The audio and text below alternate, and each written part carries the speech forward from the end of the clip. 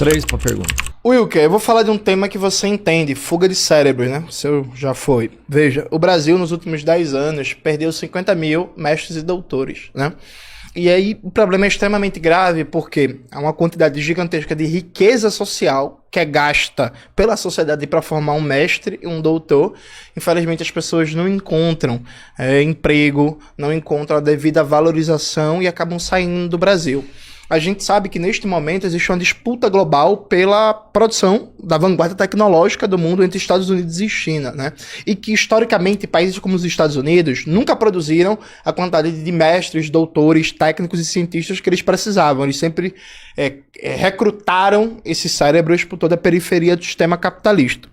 Nesse sentido, eu quero te perguntar, como é que tu vê o problema da fuga de cérebro no Brasil? Como é que tu acha que isso poderia ser resolvido? E considerando que neste momento o Donald Trump está aplicando uma política de perseguição às universidades, que inclusive saiu uma pesquisa recente em que quase 70% dos ouvidos na pesquisa, acadêmicos importantes, consideravam sair dos Estados Unidos por causa da perseguição do Donald Trump ao ambiente acadêmico. Então, vamos imaginar, Wilker, inclusive você não respondeu sobre as emendas parlamentares, diga-se de passagem, mas vamos imaginar que se tu é ministro da Educação ou ministro da Ciência e Tecnologia, né? O que é que tu proporia, por exemplo, frente a essa situação que você tem milhares de cientistas muito bons potencialmente querendo sair dos Estados Unidos? Teria algum programa para tentar repatriar eles, trazer para o Brasil? E, aliás, qual programa, qual política tu apresentaria para trazer esses mais de 50 mil mestres e doutores do Brasil que saíram do país nos últimos 50 anos para, enfim, tentar buscar trabalho, tentar melhorar a sua vida na Europa? E, por fim, uma questão, o Brasil tem não só um problema de fuga de cérebros, mas tem um problema de hiperconcentração regional de cérebros, né?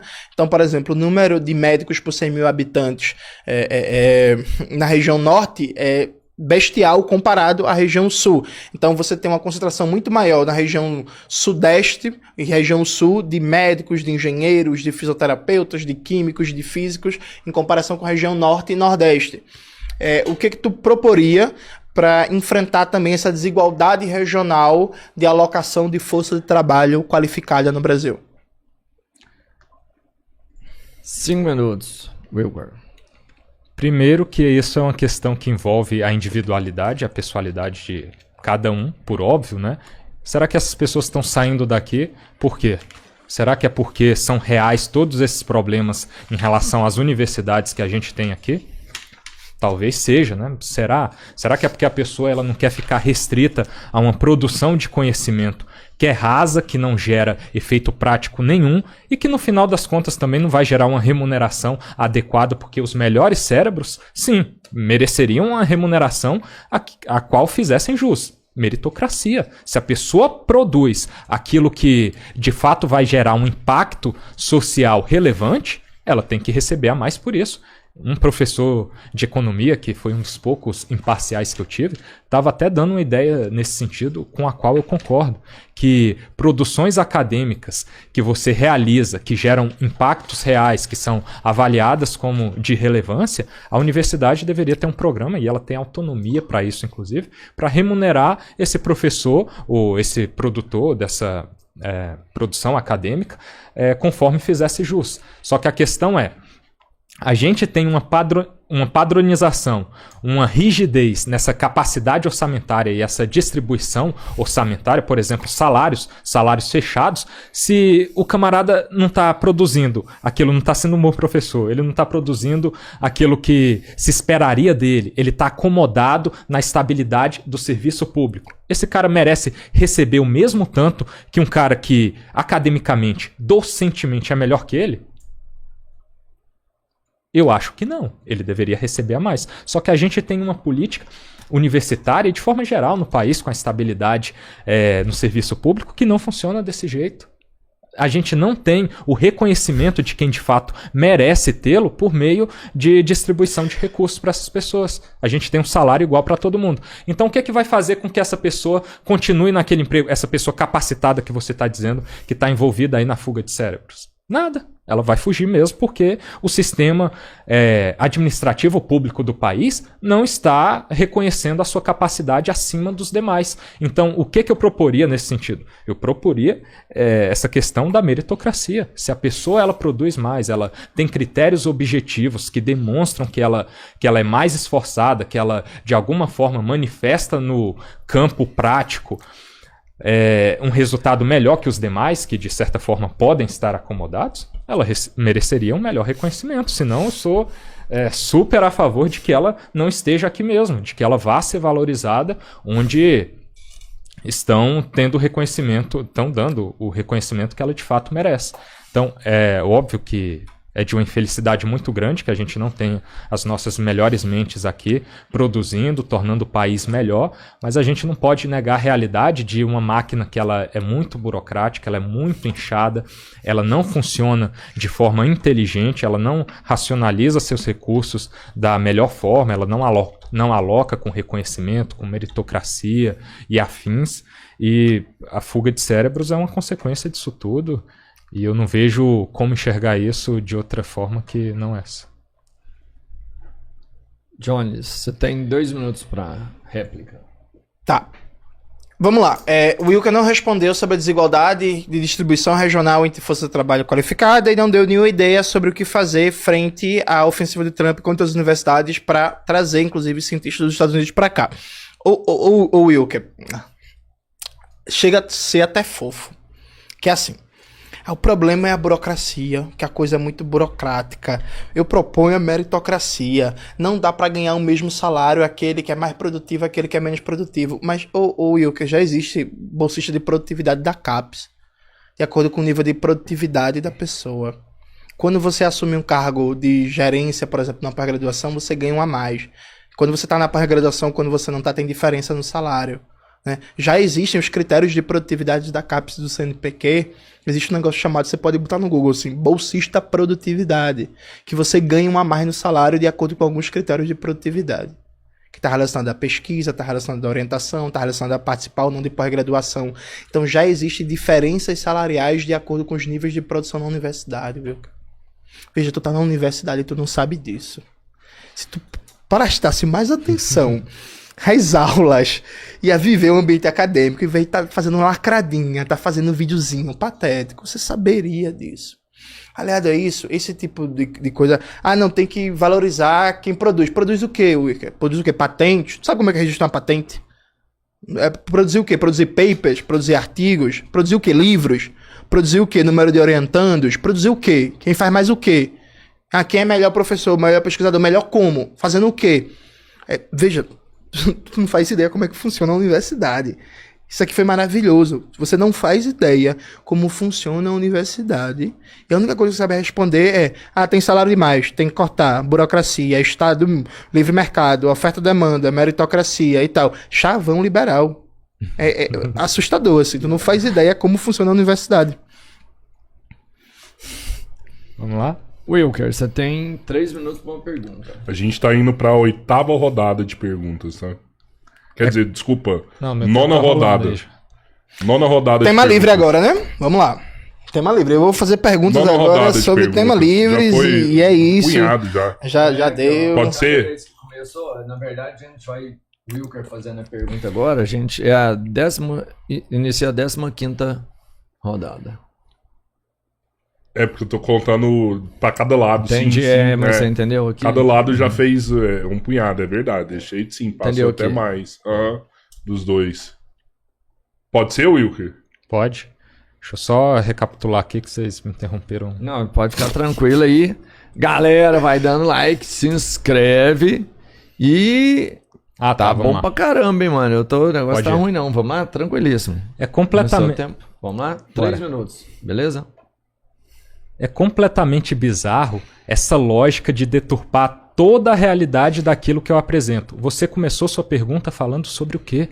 Você não se lembra da sua própria pergunta? Fuga de cérebros, dando sua lacradinha como sempre, inclusive. Aí aqui a gente já vê quem que é o lacrador da história. Que eu sou acusado disso o tempo todo. Eu fiz isso uma vez sequer aqui. Eu faço isso alguma vez sequer na minha trajetória, enquanto web comunista, faz isso o tempo todo. Então essa é a realidade. Mas você falou sobre a fuga de cérebros. O que esse cara produz? Você tratou nesses termos concretos ou você falou sobre fuga de cérebros brilhantes?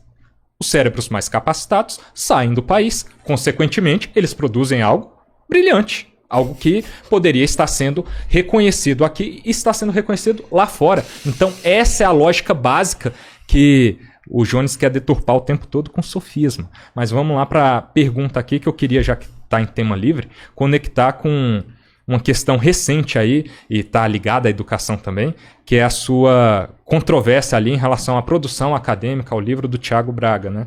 Você faz um questionamento sobre a editora dele, como se fosse uma editora que não tem pares para fazer a avaliação da qualidade daquela obra, não é baseada em princípios científicos ali, de avaliação científica para verificar a qualidade. E, ao mesmo tempo, logo na sequência que você faz todo esse questionamento sobre algo formal de forma totalmente abstrata, é abstrato o que você faz nesse vídeo, você fala que vai discutir, vai discorrer agora acerca do autoritarismo com base em um artigo científico que é de uma revista, na verdade, que se chama Crítica Marxista, vinculada ao Instituto de Ciências Humanas da Unicamp, onde a gente sabe que tem um viés claríssimo. Ipsis literis na descrição do próprio site da Universidade Federal de Campinas, quando eles descrevem o que é essa revista aqui. Que ela foi fundada por um grupo de intelectuais socialistas, na maior parte professores de universidades públicas. Como que esse pode ser encarado como um artigo idôneo de uma revista que fez uma avaliação pelos pares corretas ali para a gente discutir o que é totalitarismo nesses termos, e abstratamente você critica uma editora como se ela não fosse capaz de fazer isso só porque ela produz conhecimento para o outro lado? Explica isso para a gente. 2 pesos e 2 medidas. Jones, 5 minutos. 5 minutos, Ô, gente, eu peço desculpa pra vocês para tá rindo, é porque é difícil. Gente, Tiago Braga, para quem não conhece, é um falsificador, né? Um pseudo-historiador. Eu lancei recentemente alguns vídeos mostrando as falsificações dele. Tá subindo agora para as minhas redes o vídeo que eu lancei, Tiago Braga, o falsificador que fugiu ao debate. É um vídeo longo, salvem ele, não dá para ver agora. Salvem ele para assistir depois, em que eu mostro as falsificações do Tiago Braga. Aí, o Wilker Leão, ele reclamou que o artigo do Domênico Lossurdo para uma crítica à categoria de totalitarismo está numa revista chamada Crítica Marxista. Como você pode perceber, Wilker, Domênico Lossurdo não é um nome brasileiro, ele é italiano.